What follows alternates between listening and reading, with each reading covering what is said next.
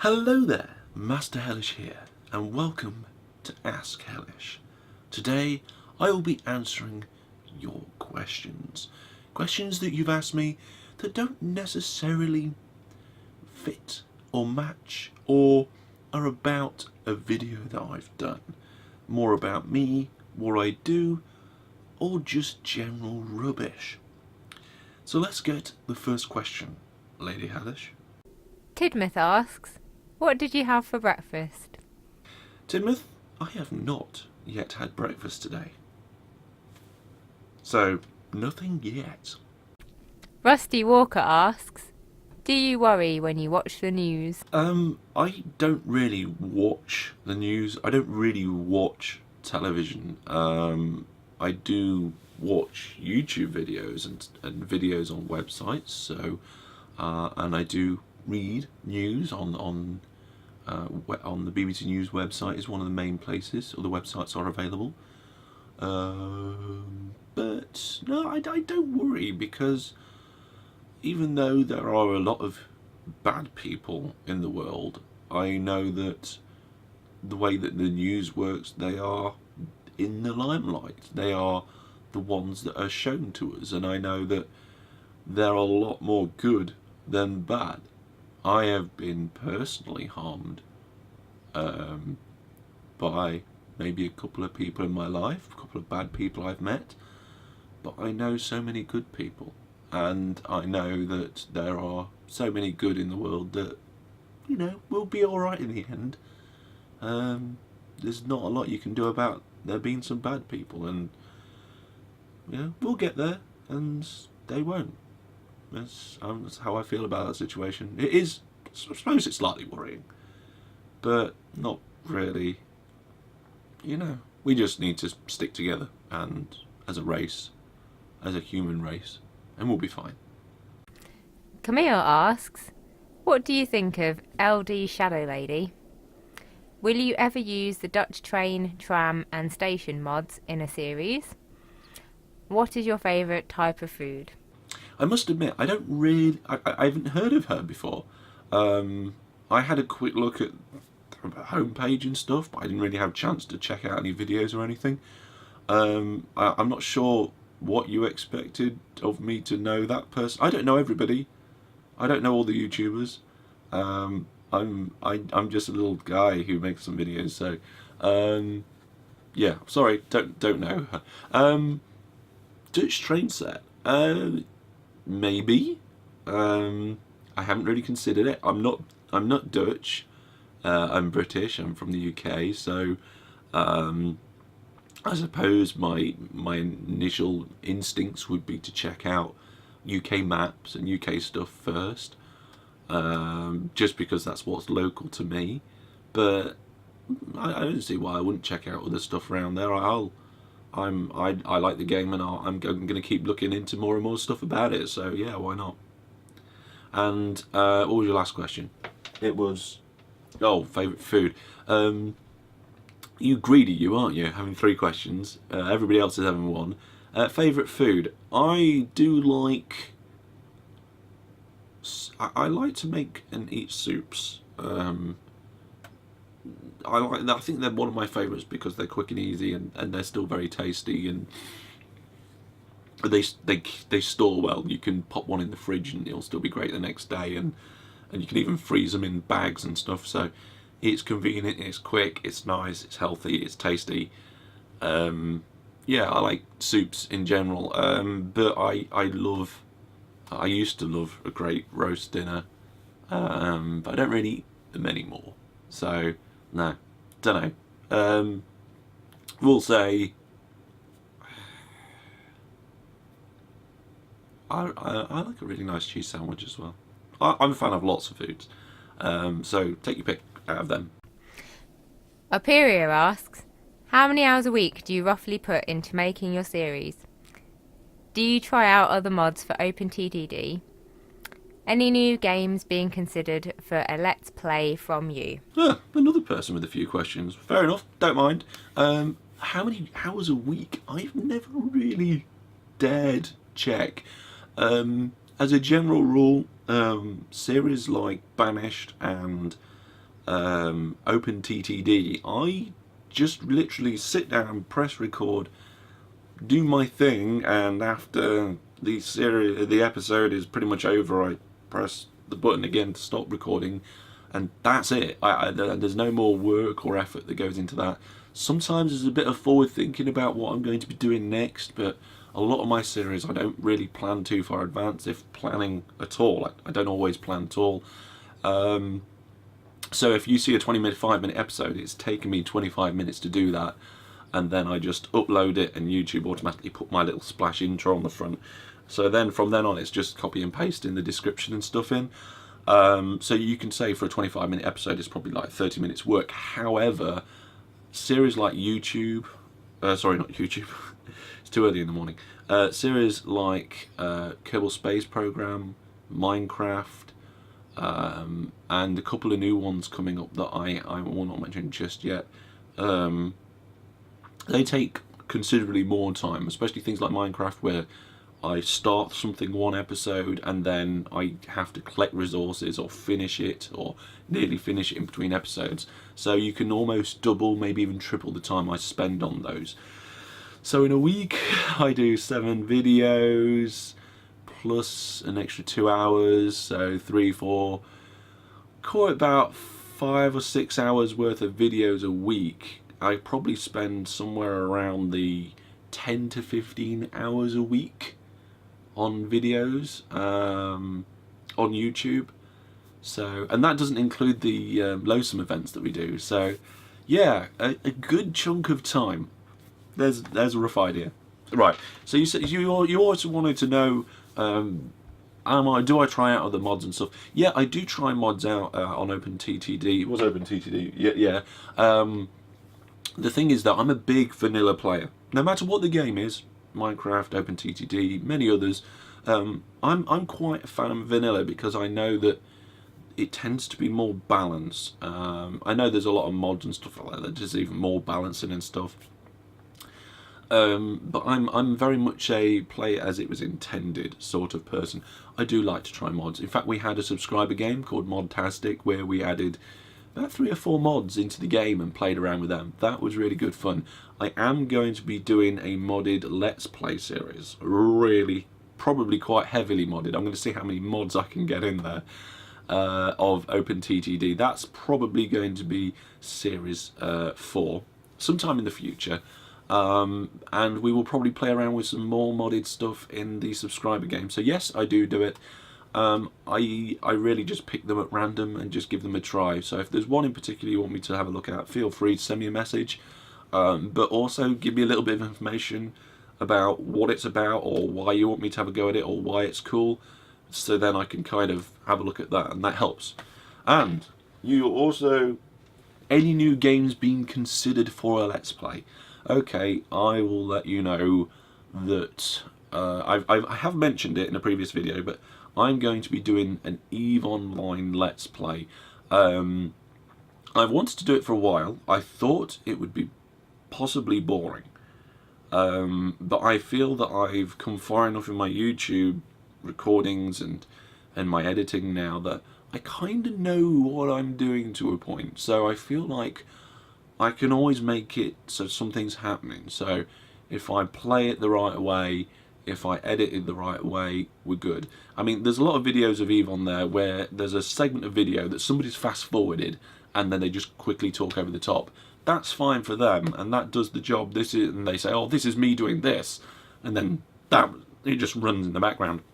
But I don't want to do it like that. I want to do it more like a proper Let's Play. And I've started recording it. I've done about 5 episodes in advance to make sure that it kind of works. And I think it does. And I think if anybody is remotely interested in that sort of game, or they're going to like it. And I think there's going to be a lot of people that are surprised about how much there is to do in EVE and how much you are doing stuff and how little you are just sat there staring at the screen. Yeah, there's a lot of misconceptions about EVE, and until you really get in and play it properly, nobody really knows. And a lot of people give it a try and give it up in like 5 hours. I know Blending did. But Tidmouth's given it a 21-day trial, and he's got a proper idea of what it's about. So yes, gonna do EVE Online. We've got a co-op going. If anybody wants to join it, look out for some low sum. It's in there. But I'm also going to start doing a Minecraft Redstone tutorial series, and then I'm thinking about maybe Game Dev Tycoon Series 3. Let me know in the comments of this video if you want anything else, but they're the only ones I'm thinking about at the moment. The Griff asks, by YouTube, what do you do for a living? Okay, I work in IT. If you want to know anything more than that, it gets a little bit complicated. I am a solution designer for electronic content management systems in the unstructured data workspace for a large private company. Yeah, I think that's what I do. If you want to know actually what I do, it's really quite specialist and quite technical, and I kind of fell into that position. I used to work on a service desk, an IT service desk, and from there I moved up to a position where I would support. There were 7 applications that we supported as a group, and we would help fix problems that the service desk couldn't, and we'd help the business deploy new parts and new features. And I'm now working on just one application, and it's quite specialist, yeah. So yeah, unless you know exactly about records management and solution design for electronic content management, I work in IT. Meeper did not ask a question. He did say, I shall win Pizza Spleef. That is a fact. Meeper, that's not a question, that's a statement. And unfortunately, since I recorded this afterwards, it was a true statement. Congratulations on your victory in Pizza Spleef. I will bow down to you on that one. 2-time Pizza Spleef champion. Next year, we're knocking you off that championship spot. Jennifer asks, will we ever see Dwarf Fortress? I wasn't planning on doing that one. To be honest, I didn't really know about that game, and I had a quick look. It looks funky. It looks a bit interesting. So I will have a bit more of a look at it. Maybe even do a tutorial or demo or something. And if I like it, I might do a series on it. Yeah, we'll see. I don't know. Maybe. 2-Star FIFA asks, will you ever upload your playing I'll have a look. OpenTTD on a UK scenario? Yeah, I was planning on doing that in an upcoming series. So yes, there's a simple answer to your question there. If you want a little bit more long-winded answer, I was thinking about doing a UK scenario with all the mods I could possibly fit in that I think would work. That's another thing you could let me know in the comments if you think that would be good for a series. So yeah, answer to your question is yes, I am. A Scotch Egg asks, what is your PC and monitors? Okay, so my kit is a little bit specialised because I don't go out and buy a PC and then use it. My computer is the combination of about 3 different stages of its life. About 4-5 years ago now, I bought a case. I bought a lot of the components that are in my computer now. It's just down here, and yeah, it's custom built. I built it, and since then it's had a few upgrades. It's had more hard drives added. It's also had a couple of bays added in the front as well. So it is a 6-core AMD PC. It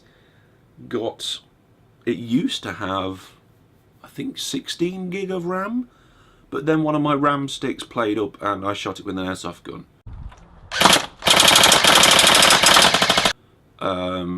I'll put a link to that video in the description. So yeah, I've only got 12 gig of RAM in there now, but there's a Blu-ray reader in there. I don't need a writer at the present time. Card reader bays, lots of hard drives, of course, for the editing and stuff. So yeah, and I use solid state for the OS, solid state drive. it's a bit of a combination of various different things. The graphics card is actually one of the oldest things in there, and it's probably the next thing that's going to be upgraded in the next lot of upgrades. I don't have a lot of money for doing that sort of thing, so it's a matter of having to save up and get it. However, this little baby, my gigabit laptop, is something that I bought primarily to go to a LAN party in Belgium last year. I'm hoping to take it to another one this year. It's quite good. It runs pretty much most of the games that I run on my PC quite well. I even managed to do a little bit of live streaming whilst I was at the LAN party from this laptop. I feel I couldn't really afford it. I bought it on interest-free credit, so now I've got to try and pay that off. So yeah, that is quite a good piece of kit. I don't know the specs for that, but I might put the model number in the description or something if you want to check it out. Let's have a quick look here. You won't be able to see them very well, but I've got three screens again. And again, these are a combination of stuff that I've got over the years. This is a Samsung HD monitor. I used to have another monitor that was a BenQ. The BenQ HD monitor was the first... Would you believe? It's my alarm to get up, and I'm already up recording. Yeah, I used to have a BenQ monitor that was the first monitor of commercially available with a HDMI socket. I've spent too much on that one.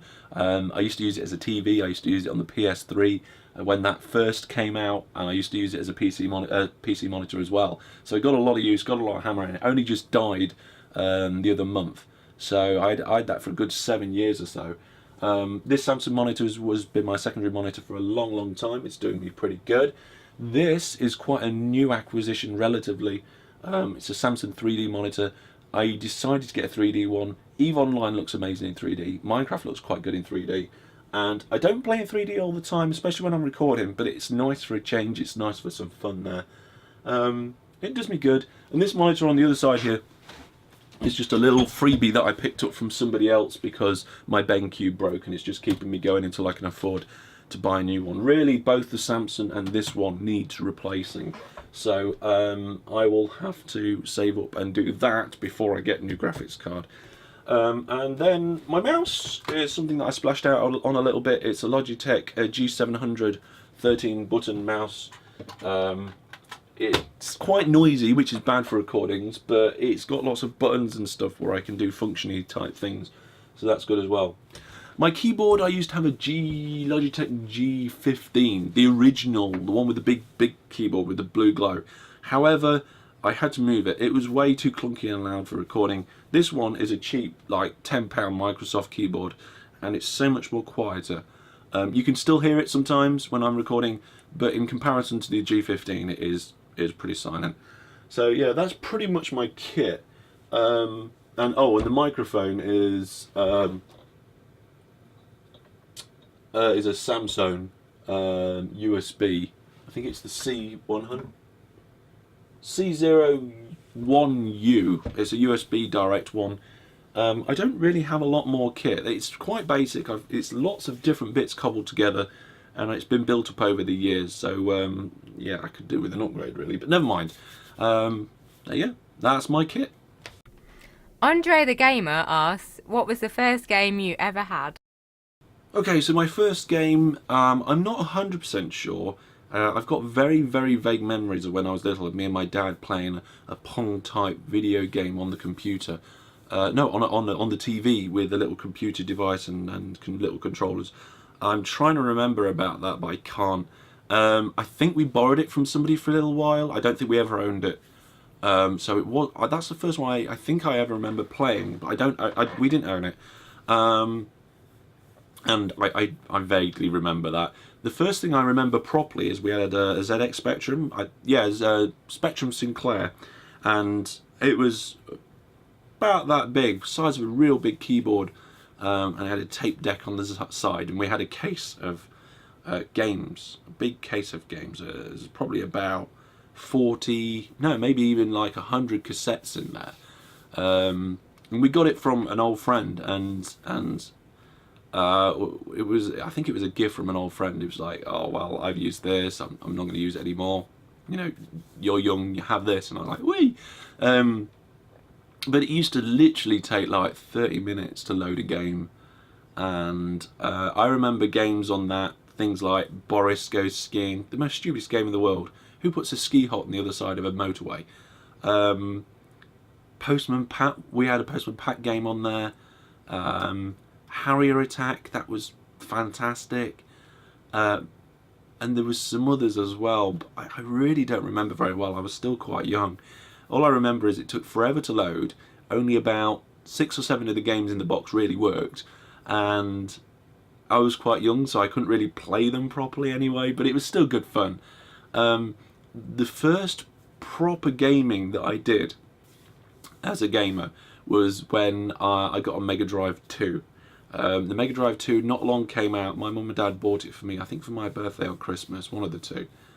And when I got it, Sonic 2 had just come out. And I think that's possibly what launched with the Mega Drive, I can't remember. I had Sonic 2, Columns, and something else. I don't remember off the top of my head. And so Sonic 2 was the first game that I played for any considerable length of time properly. And in fact, I think I did definitely complete that game eventually. I was still quite young when I first got it.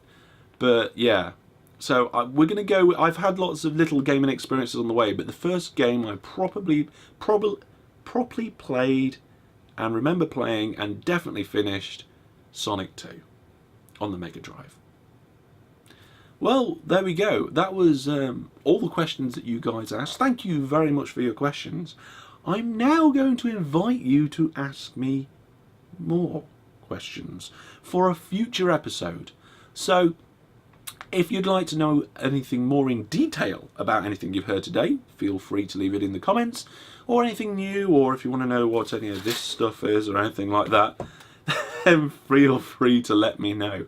Questions from this episode, thanks very much for submitting them. It's been good fun to do this. I hope you've enjoyed the episode. If you have, remember to give it a like, and of course, I'm going to be doing another one of these probably in about a month, maybe a little bit more. So I will give you plenty of time to ask questions. So get all your questions down in the comments.